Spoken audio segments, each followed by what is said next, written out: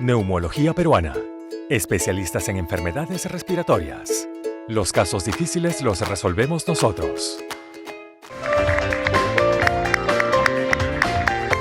Bienvenidos amigos, muchísimas gracias por acompañarnos en este bloque del programa, donde vamos a tratar un tema sumamente interesante, importante, además para que nosotros tengamos claros cuáles son los criterios que uno tiene que tener para reconocer una fibrosis pulmonar. Alguna vez que hemos tratado de este tema, lo hemos hecho con una especie de comparación, tratando de imaginarnos que un pulmón es como si fuera una esponja, que se puede apretar, achicar y se expande nuevamente a su posición original. Pero una fibrosis, que viene a ser una especie de cicatrización del pulmón, se compara más bien con una especie de piedra pómez. Es una esponja, pero está endurecida, ha perdido esa capacidad de hacer estos movimientos naturales que tiene nuestro pulmón, lo que obviamente da consecuencias severas para nuestro aparato respiratorio y nos produce dificultad para poder tomar aire. El día de hoy, que en este súper interesante tema, ya que la fibrosis pulmonar es consecuencia de muchas otras enfermedades, nos acompañan dos médicos neumólogos, el doctor Alfredo Pachas y el doctor Renato Casanova de Neumología Peruana. Bienvenidos amigos, muchísimas gracias por estar acá. No sé si les ha parecido la comparación, pero cuando hicimos este tema alguna vez, ¿cómo explicar el endurecimiento del pulmón? La cicatrización, ese proceso que se produce como una especie de mecanismo de defensa que tiene para curarse el pulmón, ¿no es cierto? Y me pareció buena la idea de mezclar una esponja suave y una esponja endurecida. Por favor, cualquiera de los dos que nos da un comentario, porque vamos a ir a la primera pregunta. ¿Qué es la fibrosis pulmonar?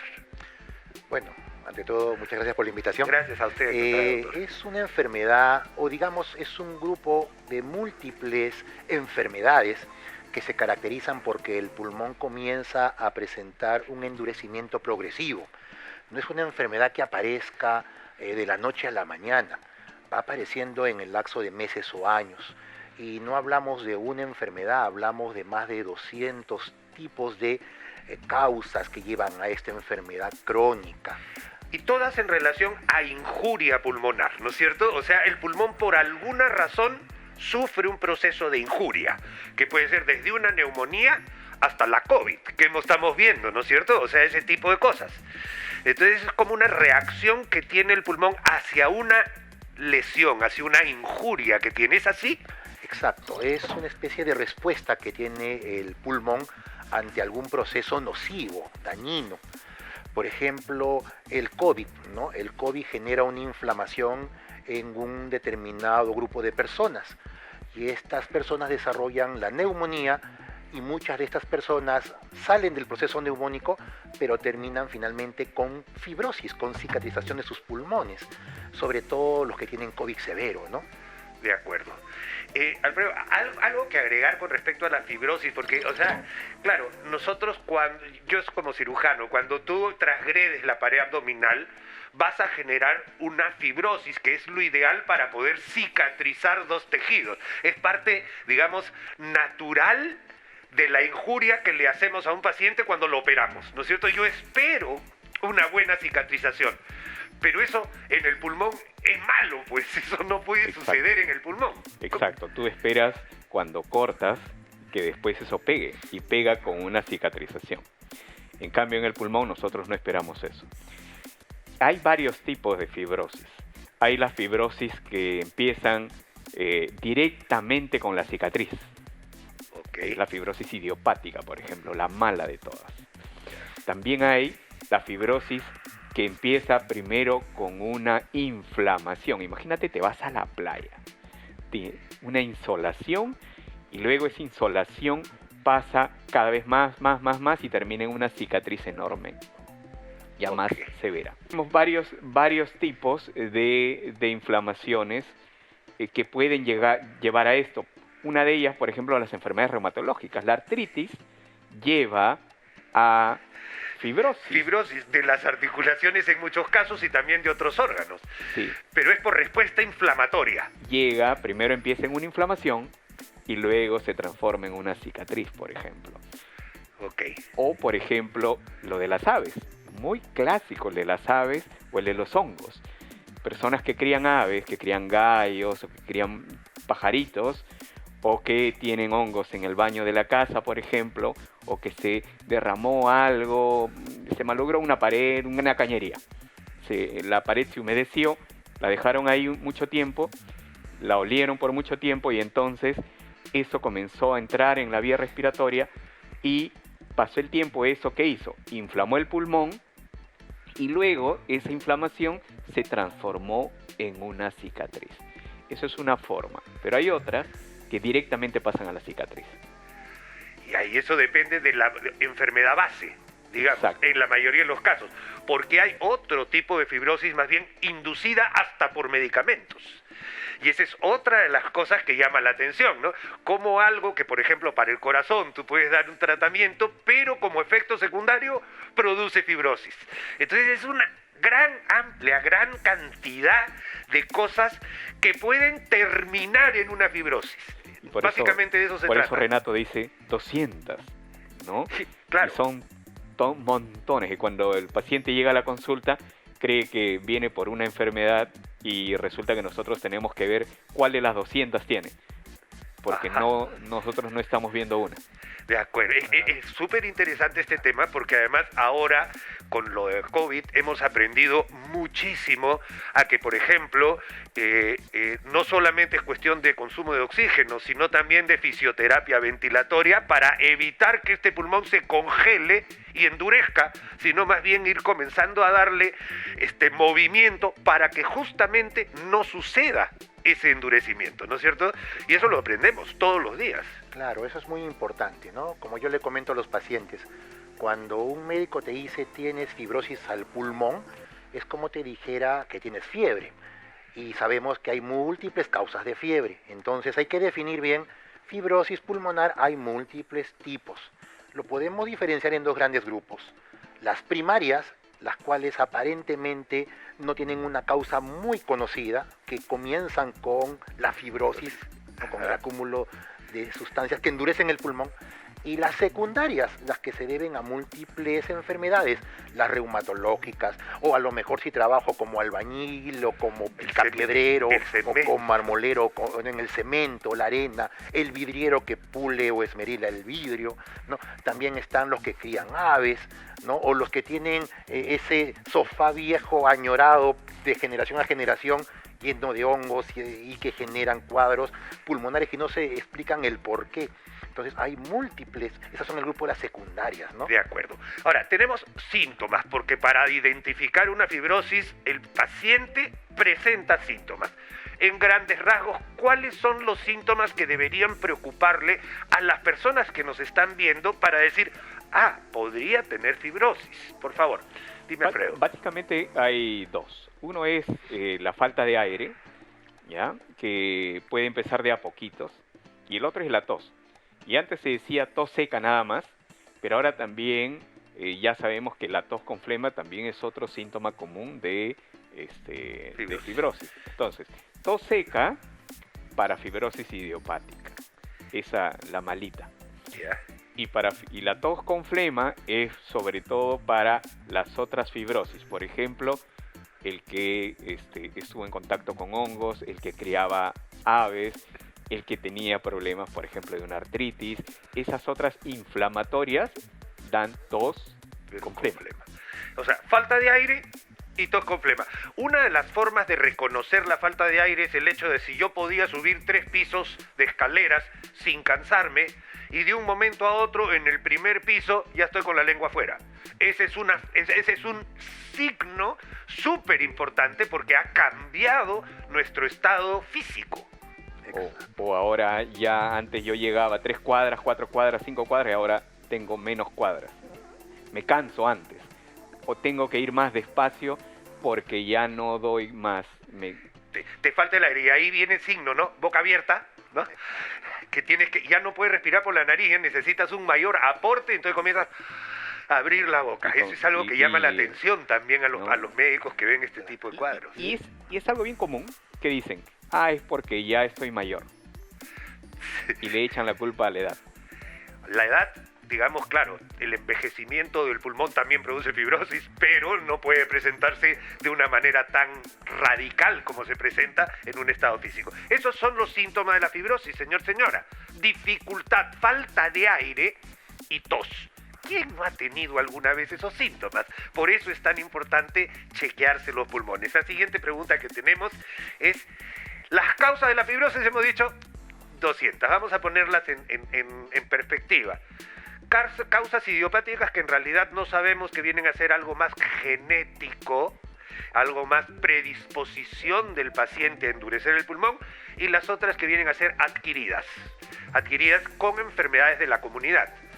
Una neumonía, una bronquitis crónica, un asma bronquial sin tratamiento, enfermedades del trabajo, enfermedades que tienen que ver con la actividad diaria de una persona. Fundamentalmente es eso. Claro, es muy importante, ¿no? Por ejemplo, trabajos que hacen que la persona esté expuesta a polvos, sobre todo polvos inorgánicos, ¿no? Como por ejemplo el cemento, que es rico en sílice, la arena, que también tiene sílice, los que trabajan en las minas, los mineros, ¿no? No todos los mineros, por ejemplo, los que hacen de picapiedreros, perforeros, motoristas, son los que tienen más riesgo. También muy importante, en la parte ocupacional se ha visto mucho la inhalación del humo de la leña, del carbón. Los que hacen parrillas, pollos a la brasa, anticuchos, se les ve trabajando alegremente pero respirando todo ese humo dañino. Pueden presentar también problemas de fibrosis. Medicamentos, ¿no? Algunos medicamentos que se toman por mucho tiempo, por ahí algún medicamento para las arritmias cardíacas puede provocar esto.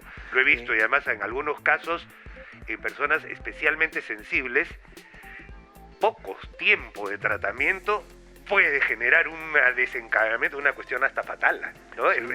Lo he visto por experiencia personal, digamos. Y en nuestro medio también importante la fibrosis por secuelas de tuberculosis. Eso también. Que tenemos aquí mucho en nuestro país, ¿no? Y que a veces el paciente dice, pero tuve tuberculosis hace 15, 20 años, ¿por qué me agito tanto?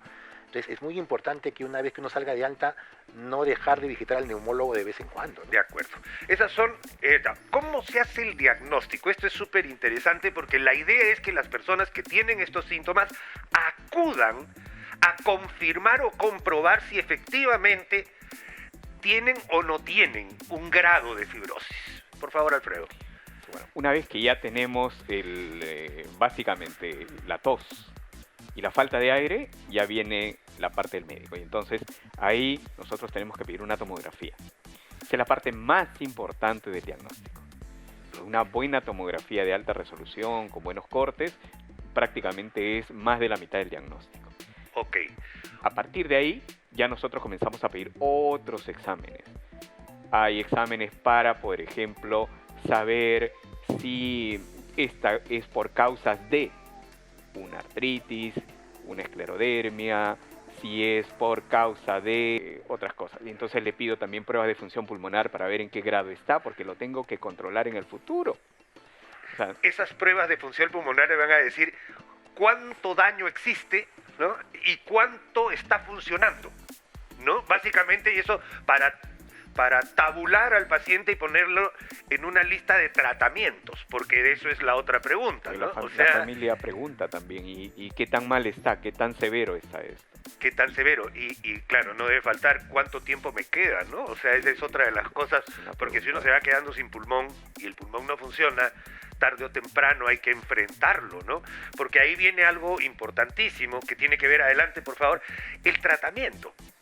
O sea, para poder dar un tratamiento tú tienes que estadificar al paciente. Por favor. Claro, es muy importante para dar un tratamiento conocer cuál es el diagnóstico que estamos manejando. El doctor Pachas muy bien ha dicho de que es importante la tomografía, nos va a dar más o menos el patrón de fibrosis que tiene el paciente y el neumólogo más o menos sabe a qué tipo de enfermedad corresponde el determinado patrón, es decir, la forma en la cual el pulmón se ha fibrosado. Las pruebas de función pulmonar ayudan a ver qué tan severa es su fibrosis. En algunos casos excepcionales hay que hacer biopsias. sobre todo en algunos tipos de fibrosis, en pacientes sobre todo niños o en aquellas personas relativamente jóvenes, que no queda claro cuál es la causa, enfermedades, ¿no? incluso fibrosis quística, que son problemas de nacimiento, ¿no? Exacto. Hay temas ahí especiales. Perdona, no, Renato, yo lo que decía es, ¿en qué consiste el tratamiento? ¿Cuál es el tratamiento que uno le da? Porque viene nuestra siguiente pregunta. Ahí el paciente necesita oxígeno. O sea, cuando ya hay una insuficiencia respiratoria. En estadios avanzados el oxígeno es fundamental, es lo que ha demostrado que el paciente viva más y esté más tranquilo. Pero en estadios precoces hay que evaluar el tipo. El principal porcentaje de personas con fibrosis son los pacientes con la fibrosis mala, la idiopática. Okay. Y bueno, dentro de los medicamentos que han demostrado cierta validez son la pirfenidona y el nintedanib. ¿Que logran ablandar el pulmón?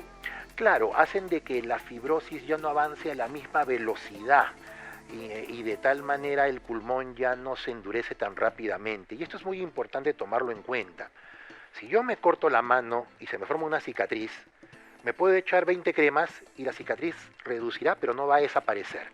En el pulmón es parecido. Yo podré tomar muchas pastillas, la fibrosis no va a desaparecer, pero al menos voy a evitar que siga avanzando y voy a permitir que el paciente tenga una mejor calidad de vida y mayor tiempo de vida. Es lo que se busca con estas medicinas, ¿no? De acuerdo.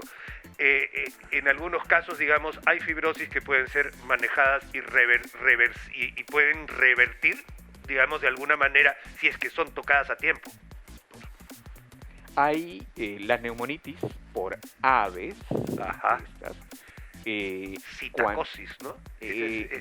No, estas por aves y por hongos. Sí. Cuando tú las quitas a tiempo, digamos, tú descubres a tiempo cuando son leves y tú quitas, estas incluso pueden desaparecer esta inflamación. Okay. Son los únicos casos en la cual la fibrosis puede revertir. Okay. ¿Ya? Ahora, respecto del otro, yo siempre a mis pacientes les cuento esto. Les digo así, mira, ve, tú estás ahorita en un carrito que se está cayendo, está yendo hacia abajo, estás en una montaña. Y en esta montaña el carrito está cayendo, está yendo hacia abajo, hacia abajo, hacia abajo, hacia abajo. Y este carrito va a llegar hacia abajo.